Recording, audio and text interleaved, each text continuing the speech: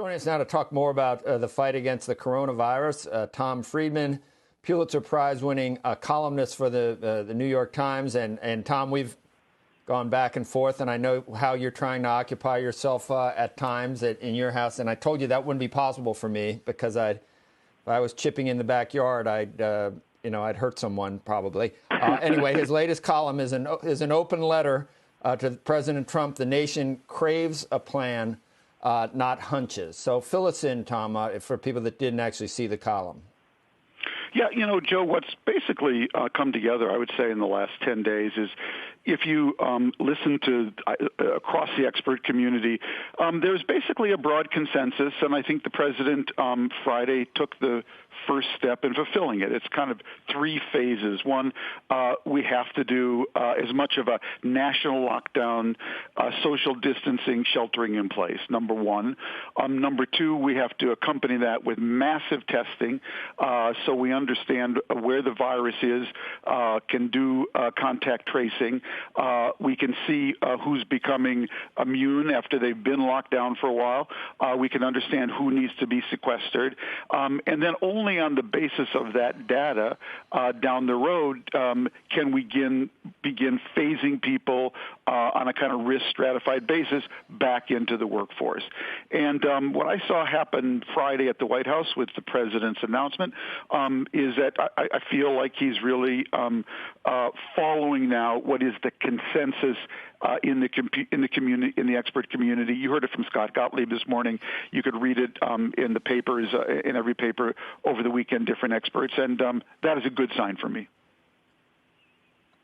And Tom, we're still trying to, number one, we don't know what really went on in China, I don't think, but we still hold out the possibility that mitigation can work with the social distancing. But all along we've been saying, well, we're not as draconian as China. We can't do what communists can do in terms of things. But you've seen what's going on in New York, the empty streets. I mean, the social distancing is pretty. I mean, I saw a beach in Florida again. I don't know what goes on with some people. But for the most part, are we going to be more successful than people have given us credit for in terms of shutting things down so that it doesn't spread as quickly? Do you feel that we can accomplish that? Joe, I'm just not an expert enough to answer that question. What I do feel, though, and agree with you, is that I'm here in Maryland, and the streets are empty. Downtown is empty. So it feels, as an observer, that we certainly are locking down. I think we're going to go through sort of several stages on this, Joe, which is, I guess, let me step back and say when I get optimistic or hopeful is when I see us doing things we have never done before, because we're up against a virus that is a kind of enemy we've never had before. So when I see this, what the president ordered for 30 days, that's really that's a source for me of encouragement, of hope. And I think we're going to go through several phases here.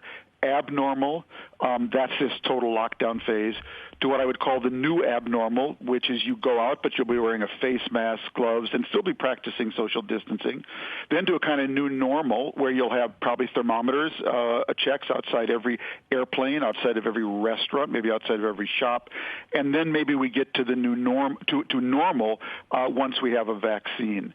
So we're going to have to go through those four stages. And if you look at the disease around the world, you see it's going to be up and down, back and forth. I was just reading on news that South Korea's had a new outbreak in Seoul, a little bit ticking upward there. So it's a devilish disease, and we're going to be having to fight it with extraordinary measures from now for I'm sure for a while.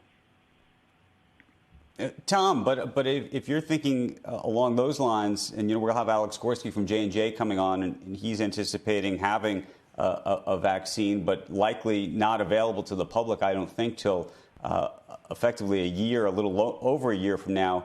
Are you anticipating that some of these steps that you're talking about really do take a year? Because I don't know if both the political class or the investor class is thinking that way. Yeah, and that I think is going to be the struggle. We'll have to see where we are at the end of April, Andrew. You see Sweden taking a very different approach. In effect, opting for herd immunity. I don't see any consensus for that in America right now. This is we kind of entertain ourselves or soothe ourselves with this notion that Churchill always said Americans will do the right thing after they try every other option or some such variant of that. And that was against a human enemy. It was against the Nazis, basically. It took us a while to get mobilized and finally enter World War II.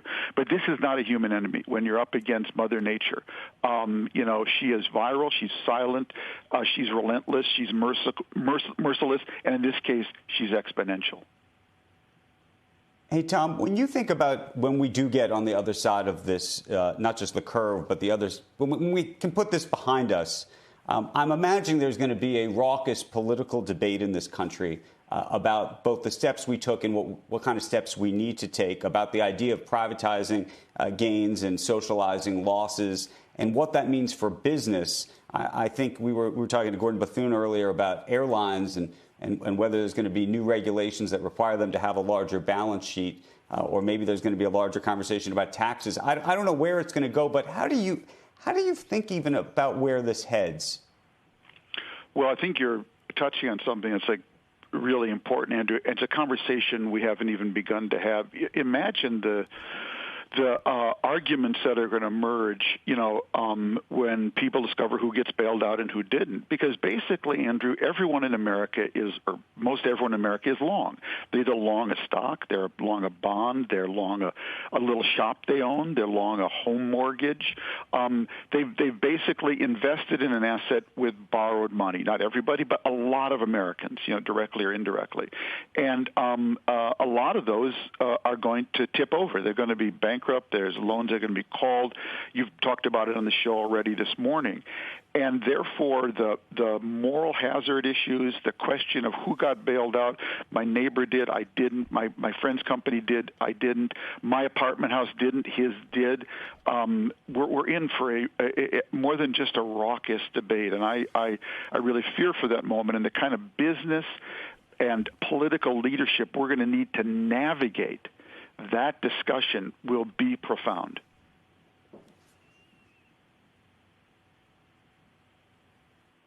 I'd welcome that debate if I knew that, if I want to get there.